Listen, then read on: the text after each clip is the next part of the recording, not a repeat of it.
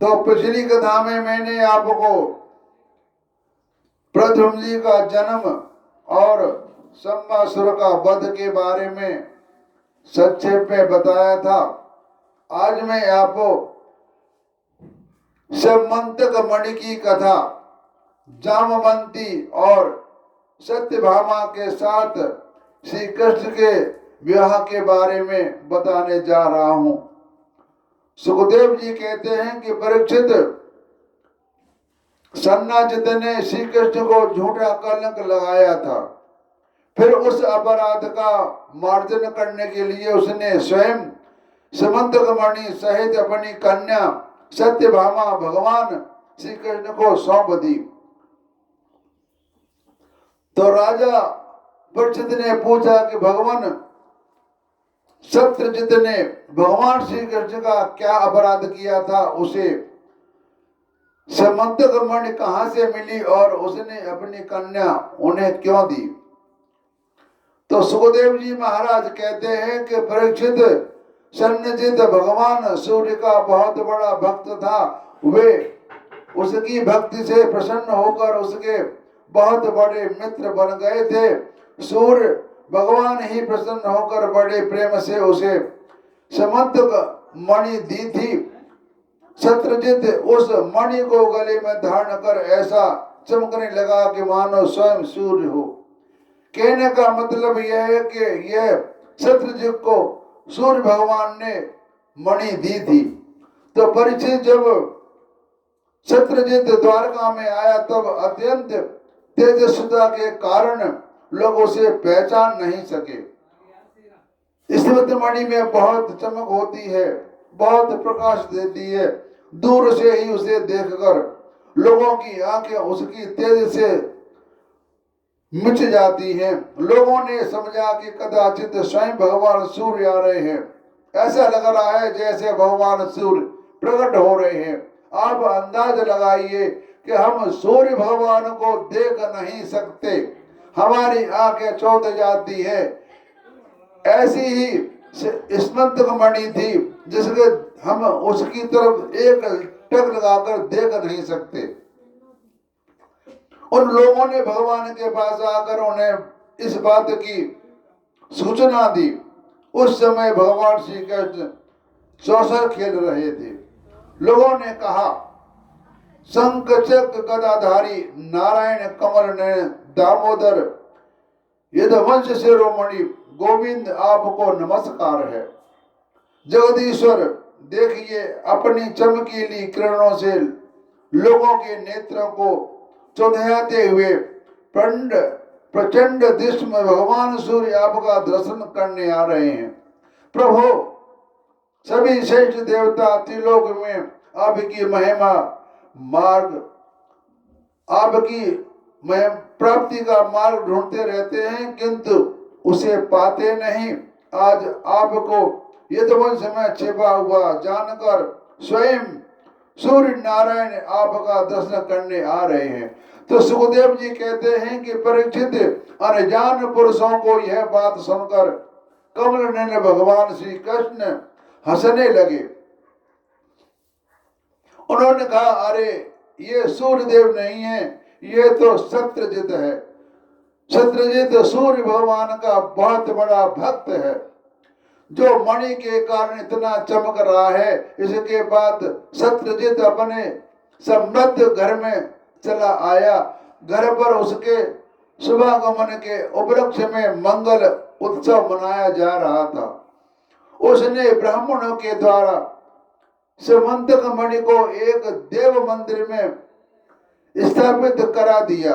परीक्षित वह मणि प्रतिदिन 8 भर सोना दिया करती थी। वो मणि 8 भर भार सोना दिया करती थी।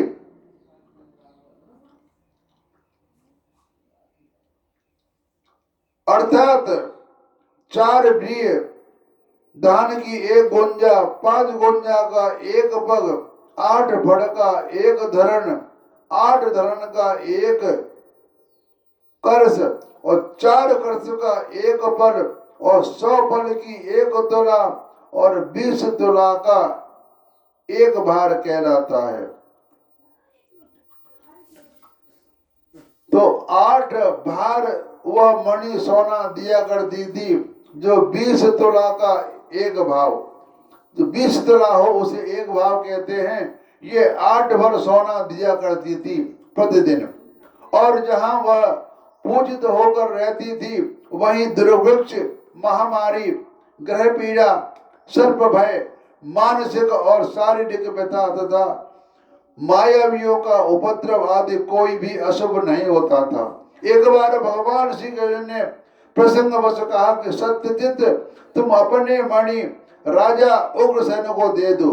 परंतु वह इस अर्थ लोभिता, वह भगवान की आज्ञा का उल्लंघन होगा इसका कुछ विचार भी न करके उसे अस्वीकार कर दिया। मतलब उसने भगवान की बात को माना नहीं। एक दिन सत्यजित के भाई प्रसन्न ने उस परम प्रकाशमयी मणि को अपने गले में धारण कर लिया और वह फिर घोड़े पर सवार होकर शिकार खेलते हुए वन में चला गया। वहां एक सिंह ने घोड़े सहित प्रसेन को मार डाला और उस मणि को छीन लिया। वह अभी पर्वत की गुफा में प्रवेश कर ही रहा था कि मणि के लिए ऋक्षराज जामवंत ने उसे मार डाला। उन्होंने वह मणि अपने गुफा में ले जा करके बच्चे को खेलने के लिए दे दी। अपने भाई प्रसन्न न लौटने से उसके भाई सत्यजित को बड़ा दुख हुआ। उसको भाई को मालूम हुआ कि मेरा भाई मारा गया है, तो उसके भाई को बहुत दुख हुआ। वह कहने लगा कि बहुत संभव है श्री कृष्ण ही मेरी भाई को मार डाला है, क्योंकि वह मणि गले में डालकर वन में गया था। तो सत्यजित की यह बात सुनकर लोग आपस में काना फूसी करने लगे। जब भगवान श्री कृष्ण ने यह सुना कि कलंक टीका मेरे पर ही से लगाया गया है, तब उसे धीरे धीरे बहाने के उद्देश्य से नगर के कुछ सभ्य पुरुषों को साथ लेकर के प्रसेन के ढूंढने के लिए वन में गए। कलंक का जो टीका है ये आदिकाल से चला रहा है। कोई भी महान पुरुष होता है उसको कलंक का टीका जरूर लगता है, लेकिन वो ऐसा काम नहीं करता। फिर भी जैसे झूठी चोरी लग जाए उसे कहते हैं कलंक। भगवान श्री राम को भी एक धोबी ने कलंक लगा दिया था। उसी प्रकार कृष्ण भगवान को स्मंत मणि का उनको लगा दिया कि यह सत्यजित के भाई ने यह उनको कलंक लगाया था कि मेरे भाई को कृष्ण ने मरवाया है, यही इसी का काम है। वहां खोजते खोजते लोगों ने देखा कि जंगल में सिंह ने प्रसेन और उसको घोड़े को मार डाला है। बताओ जामवंत कितने महान पुरुष महान हुए हैं, जो कि स्मंत मणि को ले जाकर के अपने बच्चे को खेलने के लिए दे दी। जब वे लोग सिंह के पैरों का चिन्ह देखते हुए आगे बढ़े, तब उन लोगों को यह भी देखा कि पर्वत पर एक ऋक्ष ने सिंह को मार डाला है। जामवंत एक ऋक्ष के रूप में थे। जब वह सिंह उस मणि को लेकर आया था तो शेर को मार दिया और मणि को उन्होंने अपने पास रख लिया। तो भगवान श्री कृष्ण ने सब लोगों को बाहर ही बिठा दिया और अकेले ही घोर अंधकार से भरी हुई ऋक्षराज की भयंकर गुफा में प्रवेश किया। तो भगवान ने वहां जाकर देखा कि श्रेष्ठ मणि सिमंतक को बच्चों का खिलौना बना दिया गया है। जैसे बच्चे को हम ला के खिलौना देते हैं खेलने के लिए, ऐसे ही वह स्मंत मणि से बच्चा खेल रहा है। वे उसे हर लेने की इच्छा से बच्चे के पास जा खड़े हुए। भगवान श्री कृष्ण उस गुफा में एक अपरिचित मनुष्य को देखकर बच्चे की धाय भयभीत भी बात चिल्ला उठी। उसकी चिल्लाहट सुनकर परम बलि वृक्षराज जामवंत क्रोधित होकर वहां दौड़ आए और परीक्षित जामवंत उस समय कुपित हो रहे थे। उन्हें भगवान की महिमा, उनके प्रभाव का पता न चला। उन्होंने उन्हें एक साधारण मनुष्य समझ लिया और वे अपने स्वामी भगवान श्री कृष्ण से युद्ध करने लगे। जिस प्रकार मांस के लिए दो बाज आपस में लड़ते हैं, वैसे ही विजय विलासी भगवान श्री कृष्ण और जामवंत आपस में घमासान युद्ध करने लगे। तो पहले तो उन्होंने अस्त्र शस्त्रों का प्रहार किया, फिर शिलाओं का। इसके बाद वे वृक्ष उखाड़ कर एक दूसरे पर फेंकने लगे। अंत में उन्होंने बाह्य युद्ध होने के लगा परीक्षित वज्र प्रहार के समान कठोर घूंसों से आपस में वे 28 दिन तक बिना विश्राम किए रात दिन लड़ते रहे। बताओ, जो भगवान से 28 दिन तक लड़ता रहा हो, आप अंदाजा लगा लीजिए कि उनमें कितनी शक्ति थी। अंत में भगवान श्री कृष्ण के घूंसे की चोट से जांबवान के शरीर का एक एक गांठ टूट फूट गई। उत्साह जाता रहा, शरीर पसीने से लथपथ हो गया। तब उन्होंने अत्यंत विस्मित चकित होकर भगवान श्री कृष्ण से कहा, प्रभु, मैं जान गया, आप ही समस्त प्राणियों के स्वामी, रक्षक, पुराण पुरुष भगवान विष्णु हैं। आप ही सबके प्राण, इंद्रिय बल, मनोबल और शरीर बल हैं। आप विश्व के रचयिता, ब्रह्म आदि की भी बनाने वाले हैं। बनाए हुए पदार्थ में जो भी सत्ता रूप से आप ही विराजमान हैं। काल के जितने भी अव्यय हैं, उनके नियामक परम काल आप ही हैं और शरीर भेद से भिन्न भिन्न प्रिय मान अंतर आत्माओं के परम आत्मा भी आप ही हैं। प्रभु, मुझे याद है कि आपने अपने नेत्रों में तनिक सा क्रोध का भाव लेकर तिरछी दृष्टि से समुद्र की ओर देखा था। उस समय समुद्र के अंदर रहने वाले बड़े बड़े नाग, घड़ियाल और मगरमच्छ चुप हो गए थे और समुद्र ने आपको मार्ग दे दिया था।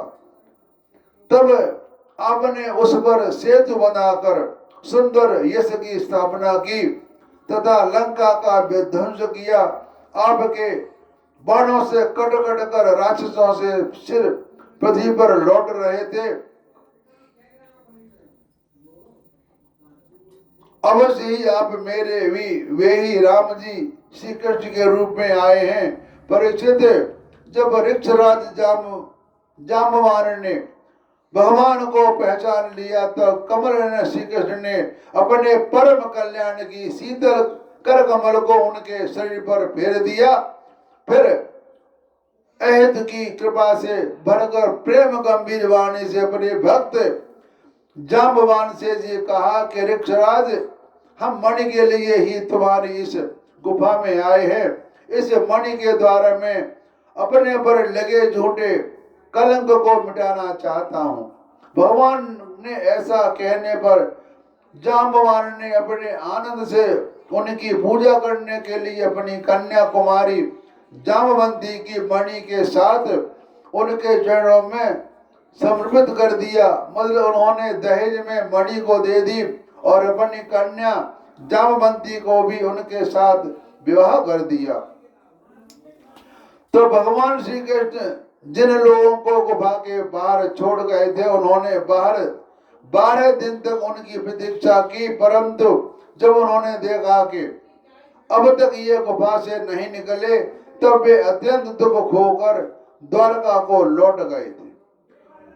वहां जब माता देवकी, रुक्मणी, वसुदेव जी तथा अन्य संबंधियों और कुटुंबियों को यह मालूम हुआ कि श्री कृष्ण गुफा से नहीं निकले, तब उन्हें बड़ा शोक हुआ। सभी द्वारकावासी अत्यंत दुखित होकर सत्यजित को भला बुरा कहने लगे और भगवान श्री कृष्ण की प्राप्ति के लिए महामाया दुर्गा देवी की शरण में गए और उनकी उपासना करने लगे। उनकी उपासना से दुर्गा देवी प्रसन्न हुई और आशीर्वाद दिया। उसी समय उनके बीच में मणि और अपनी नववधू जामवंती के साथ सबल मनोरथ होकर श्री कृष्ण सबको प्रसन्न करते हुए प्रकट हो गए। सभी द्वारकावासी भगवान श्री कृष्ण को पत्नी के साथ और गले में मणि धारण किए हुए देखकर परमानंद में मगन हो गए और मानो कोई मरकर लौट आया हो।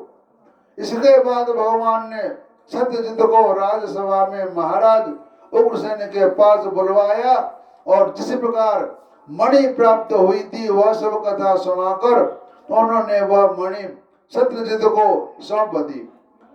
सत्यजित अत्यंत लज्जित हो गया। मणि तो उससे ले ली गई परंतु उसका मुंह नीचे की ओर लटक गया। अपने अपराध पर उसे बड़ा पश्चाताप हुआ और किस प्रकार वह अंत अपने घर पहुंचा तो उसके मन की आंखों के सामने निरंतर अपना अपराध नाचता रहा। बलवान के साथ विरोध करने के कारण वह भयभीत हो गया था। अब वह यह भी सोचता रहता कि मैं अपने अपराध को कैसे हटाऊं तो मुझ पर भगवान श्री कृष्ण से कैसे प्रसन्न हो। मैं ऐसा कौन सा काम करूं जिससे मेरा कल्याण हो और लोग मुझे कोसे नहीं। सचमुच मैं अदूरदर्शी क्षुद्र हूं। धन के लोभ से मैं बड़ी मूर्खता का काम कर बैठा। अब मैं रमणियों के रत्न के समान अपनी कन्या सत्यभामा और स्मंतमणि दोनों ही श्री कृष्ण को दे दूं।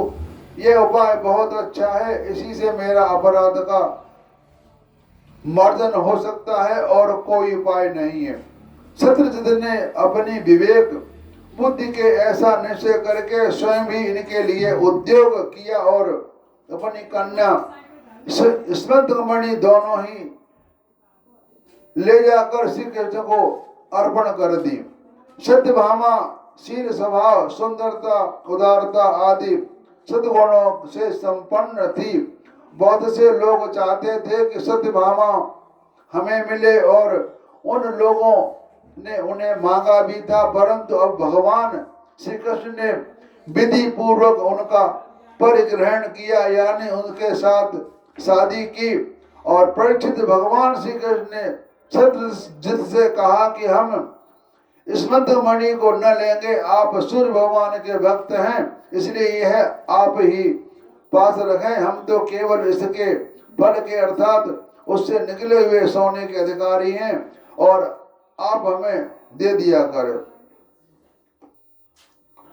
तो सुखदेव जी कहते हैं कि परीक्षित यद्यपि भगवान श्री कृष्ण को इस बात का पता था कि लक्षागृह की आग से पांडवों का बाल भी बांका नहीं हुआ है तथापि जब उन्होंने सुना कि कुंती और पांडव जल मरे तब उस समय कुल परंपरोचित व्यवहार करने के लिए वे बलराम जी के साथ हस्तिनापुर गए। वहां जाकर भीष्म पितामह कृपाचार्य विदुर गंधारी और द्रोणाचार्य से मिलकर उनके साथ संवेदना सहानुभूति प्रकट की और उन लोगों से कहने लगे कि यह तो बड़े ही दुख की बात है। तो भगवान श्री कृष्ण के हस्तिनापुर चले जाने से द्वारका में अक्रूर और कृत वर्मा को अवसर मिल गया। उन लोगों ने सद्धावा के आकर कहा कि तुम सत्यजित से मणि क्यों नहीं छीन लेंगे। उन लोगों ने सत्यधर्मा से आकर कहा कि तुम सत्यजित से मणि क्यों नहीं छीन लेते। सत्यजित ने अपने श्रेष्ठ कन्या सत्यभामा का विवाह हमसे करने का वचन दिया था और अब उसे हम लोगों का तिरस्कार करके उसे श्री कृष्ण के साथ ब्याह दिया। अब सत्यजित भी अपनी भाई प्रसेन की तरह क्यों न यमपुरी में जाए। सतधन्वा पापी था और अब तो उसकी मृत्यु भी उसके सिर पर नाच रही थी। जब किसी के सिर पर मृत्यु आ जाती है तो कोई न कोई बहाना बढ़ जाता है कि बुखार आ गया या एक्सीडेंट हो गया। तो जब उस किसी की मौत आती है तो कोई बहाना लेकर के आती है, आदमी अपने आप ही नहीं मरता। अक्रूर और कृतवर्मा के इस प्रकार बहकाने पर सतधन्वा उनकी बातों में आ गया और महादुष्ट ने लोभवश सोए हुए सत्यजित को मार डाला। इस समय स्त्रियां अनाथ के समान रोने चिल्लाने लगी, परंतु सतधन्वा ने उनकी ओर तनिक भी ध्यान नहीं दिया। जैसे कसाई पशुओं को हत्या कर डालता है, वैसे ही सत्यजित को मारकर और मणि लेकर वहां से चंपत हो गया। सत्यभामा जी को यह देखकर कि मेरे पिता मार डाले गए हैं, बड़ा शोक हुआ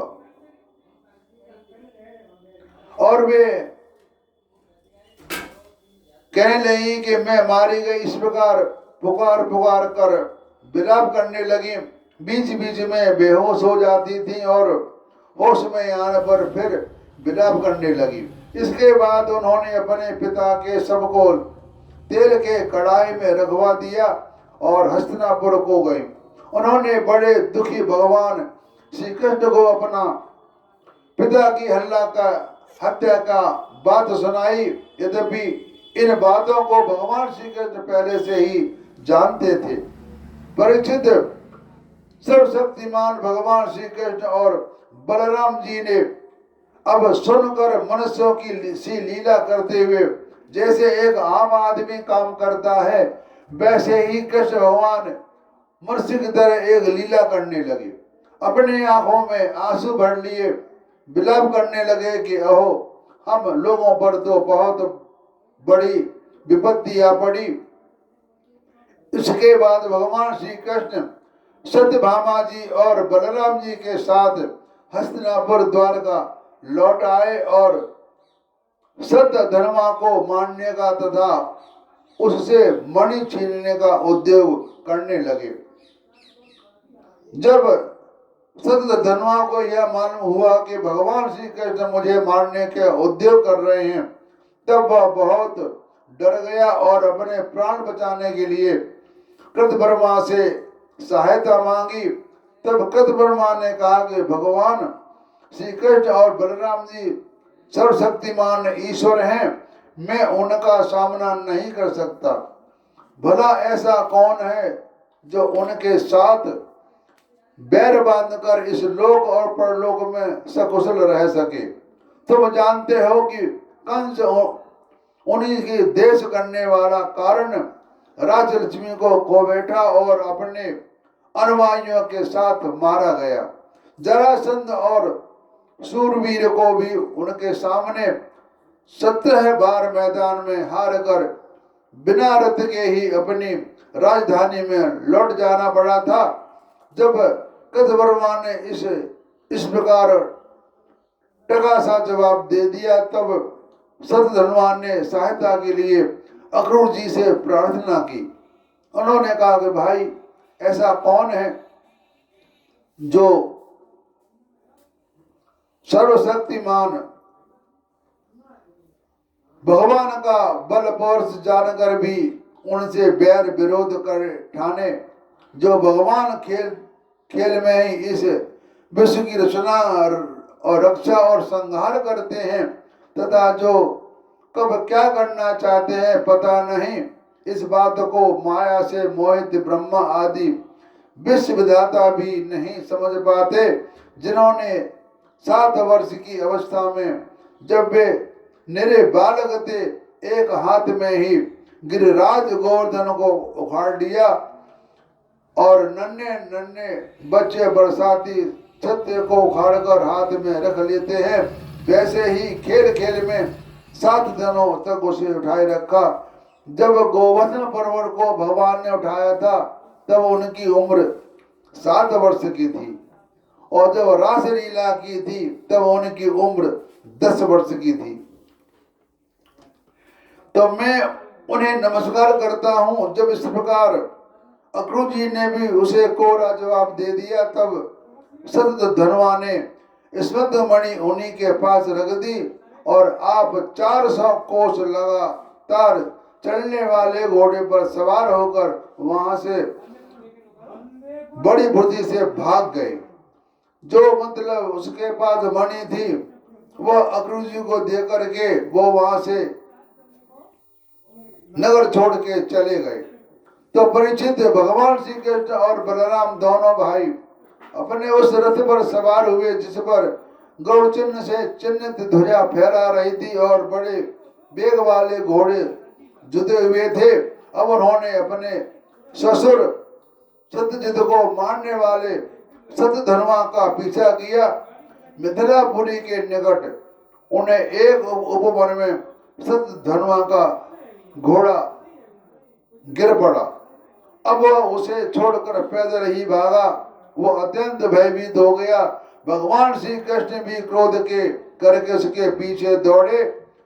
शतधन्वा पैदल ही भाग रहा था, इसलिए भगवान भी पैदल ही दौड़कर अपने तीक्ष्ण धार वाले चक्र से उसका सिर उतार लिया, और उसके वस्त्रों में स्मृत मणि ढूंढी, परंतु जब मणि मिली नहीं तब भगवान श्री कृष्ण ने बड़े भाई बलराम जी के पास आकर कहा, हमने शतधन्वा को व्यर्थ ही मारा, क्योंकि उसके पास स्मृत मणि तो है नहीं।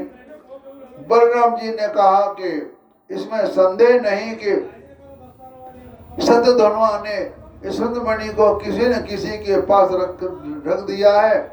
अब तुम द्वारका जाओ और उसका पता लगाओ। मैं विदेह राज से मिलना चाहता हूं, क्योंकि वे मेरे बहुत ही प्रिय मित्र हैं। तो परीक्षित यह कहकर यदुवंश शिरोमणि बलराम जी मिथिला नगरी में चले गए। जब मिथिला नरेश ने देखा कि पूजनीय बलराम जी महाराज पधारे हैं, तब उनका हृदय आनंद से भर गया। उन्होंने झटपट अपने आसन से उठकर अनेक सामग्रियों से उनकी पूजा की। इसके बाद भगवान बलराम जी कई वर्षों तक मिथिलापुरी में ही रहे। तो महात्मा जनक को बड़े प्रेम और सम्मान से उन्हें रखा। इसके बाद समय पर धृतराष्ट्र के पुत्र दुर्योधन ने बलराम जी से गदा युद्ध की शिक्षा ग्रहण की थी। अपनी प्रिया सत्यभामा का प्रिय कार्य करके भगवान श्री कृष्ण द्वारका लौट आए, और उनसे यह समाचार सुना दिया कि शतधन्वा को मार डाला गया, परंतु स्मृत मणि उसके पास नहीं मिली। इसके बाद उन्होंने भाई बंधुओं से साथ अपने ससुर शत्रुजित की वे सब अर्धदेह क्रियाएं करवाई, जिनसे मृतक प्राणी का परलोक सुधरता है। तो अक्रूर जी और कृतवर्मा ने शतधन्वा की सत्यजित के वध के लिए उत्तेजित किया था। इसलिए जब उन्होंने सुना कि भगवान श्री कृष्ण ने शतधन्वा को मार डाला है, तब वे अत्यंत भयभीत होकर द्वारका को से भाग खड़े हुए। तो परीक्षित, कुछ लोग ऐसा मानते हैं कि अक्रूर के द्वारका के चले जाने पर द्वारका वासियों का बहुत प्रकार से अनिष्ट और अरिष्टों का सामना करना पड़ा था। दैविक और भौतिक निमित्त से बार बार वहां के नागरिकों को शारीरिक और मानसिक कष्ट सहना पड़ा। परंतु जो लोग ऐसा कहते हैं वे पहले कही हुई बातों को भूल जाते हैं। भला यह भी कभी संभव है कि जिन भगवान श्री कृष्ण में समस्त ऋषि मुनि निवास करते हैं, उनके निवास स्थान द्वारका में उनके रहते कोई उपद्रव खड़ा हो जाए। उस समय नगर के बड़े बड़े लोगों ने कहा कि एक बार काशी नरेश के राज्य में वर्षा नहीं हो रही है, सूखा पड़ गया था, तब उन्होंने अपने राज्य में आए हुए अक्रूर के पिता सब पल्लव की अपनी पुत्री गांधिनी ब्याही दी। तब उस प्रदेश में वर्षा हुई। अक्रूर भी सफल के ही पुत्र हैं और इनका प्रभाव भी वैसा ही है, इसलिए जहां जहां अक्रूर रहते हैं वहां वहां खूब वर्षा होती है तथा किसी प्रकार का कष्ट और महामारी आदि उपद्रव नहीं होते। परिचित उन लोगों की बात सुनकर भगवान ने सोचा कि इस उपद्रव का यही कारण है। यह जानकर भी भगवान ने उसे दूत भेजकर अक्रूर जी को ढूंढवाया और आने पर उनसे बातचीत की। तो भगवान ने उनका खूब स्वागत सत्कार किया और मीठी मीठी प्रेम की बातें कहकर उनसे संभाषण किया। तो परीक्षित भगवान सबके चित्त का एक एक संकल्प देखते रहते हैं, इसलिए उन्होंने मुस्कुराते हुए कहा कि अक्रूर जी से कहा कि चाचा जी आप दान धर्म के बालक हैं। भगवान सबको देख रहा है कि कौन क्या कर रहा है, उसका फिर वैसा ही फल उनको दिया जाता है। तो यही बात वो समझकर मुस्कुराते हुए अक्रूर जी से कहा कि चाचा जी आप दान धर्म के पालक हैं, हमें यह बात पहले से ही मालूम है कि सतधनवा आपके पास यह स्मृत मणि छोड़ गया है, वे बड़े ही प्रकाशमान और धन देने वाली है।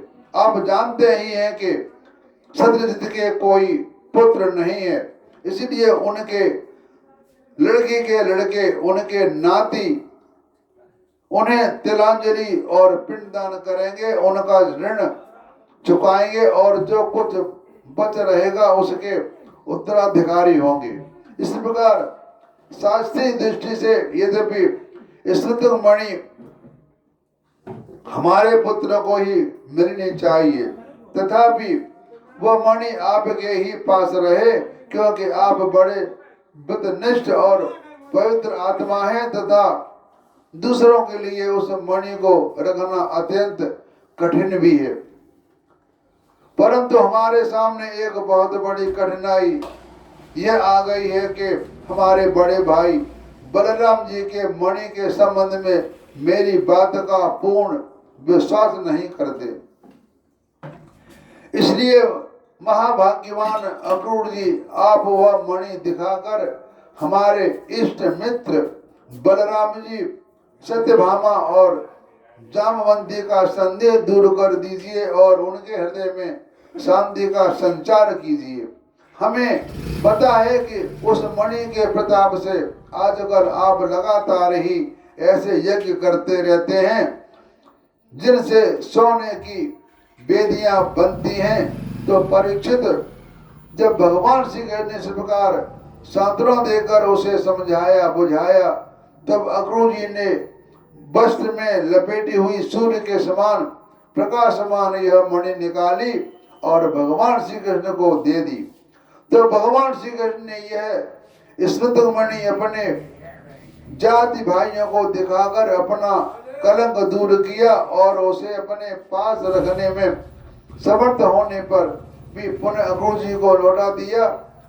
तो सर्वशक्तिमान सर्वव्यापक भगवान श्री कृष्ण के पराक्रम से परिपूर्ण है आख्यान समस्त पापों अपराधों और कलंकों का मार्जन करने वाला तथा परम मंगलमय है।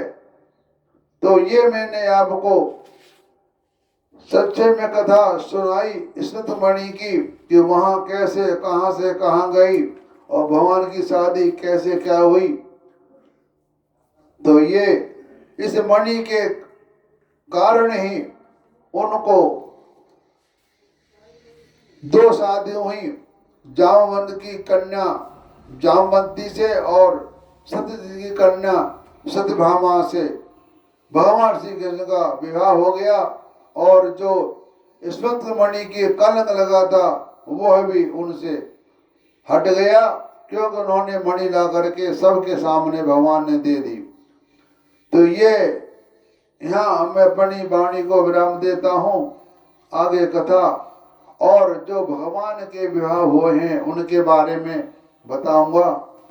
हरि ओम दर्शन।